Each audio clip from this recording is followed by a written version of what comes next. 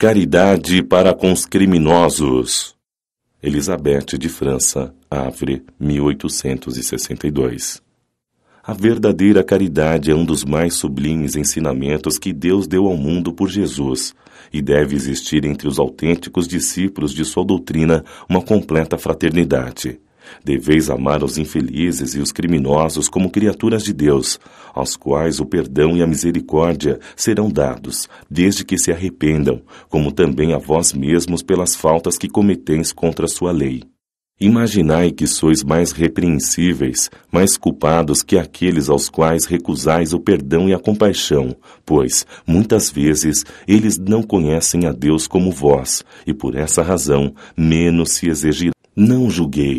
Não julgueis, meus queridos amigos, pois o julgamento que fizerdes vos será aplicado ainda mais severamente.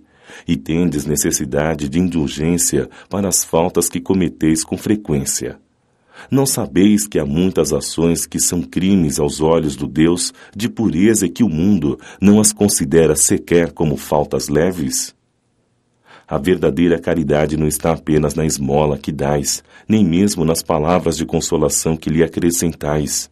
Não é apenas isso que Deus exige de vós. A caridade divina ensinada por Jesus baseia-se também na benevolência permanente e em tudo mais para com o vosso próximo. Podeis praticar essa sublime virtude com muitas criaturas que não precisam de esmolas, e sim de palavras de amor, consolação e de encorajamento que as conduzem.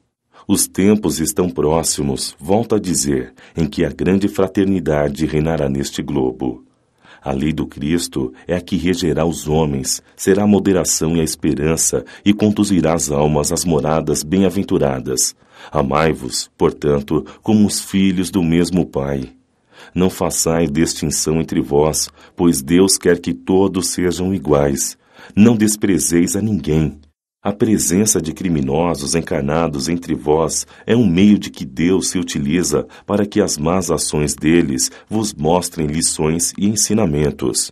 Brevemente, quando os homens praticarem as verdadeiras leis de Deus, não haverá mais necessidade destes ensinamentos, e todos os espíritos impuros e revoltados serão dispersados para mundos inferiores, de acordo com suas tendências.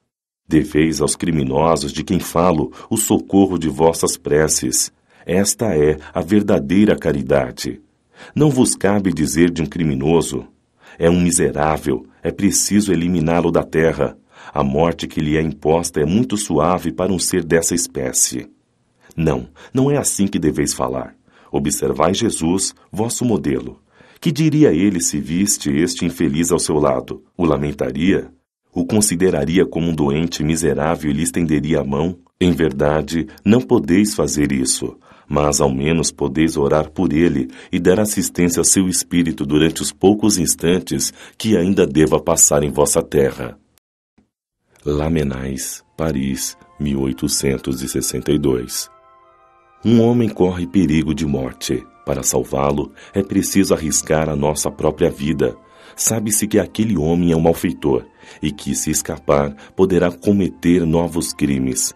Devemos, apesar disso, arriscar-nos para salvá-lo?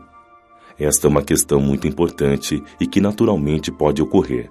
Responderei segundo o meu adiantamento moral, uma vez que se trata de saber se devemos arriscar a nossa vida, ainda que seja por um malfeitor.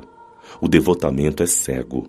Se socorremos a um inimigo, devemos, portanto, socorrer um inimigo da sociedade, numa palavra, um malfeitor.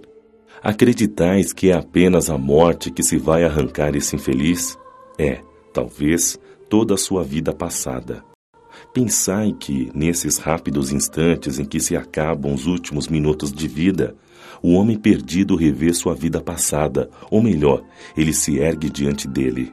Quem sabe, a morte estará chegando muito cedo para ele. A reencarnação poderá ser-lhe terrível.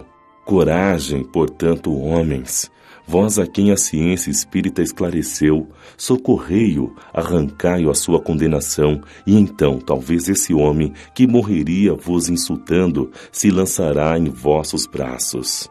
No entanto, não é preciso perguntar se ele o fará ou não salvando. Obedeceis a essa voz do coração que vos diz: podeis salvá-lo, salvai-o.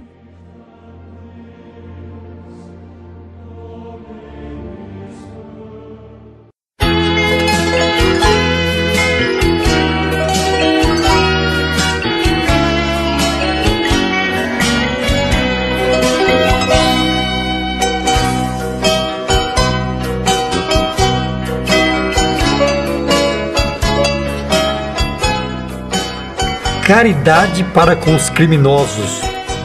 A nossa atitude diante de um criminoso deverá ser de benevolência, de amor, de consolação e de encorajamento. Se tivermos oportunidade de salvá-lo diante da morte, não devemos desperdiçá-la. Ele é tanto nosso irmão quanto o melhor dos homens.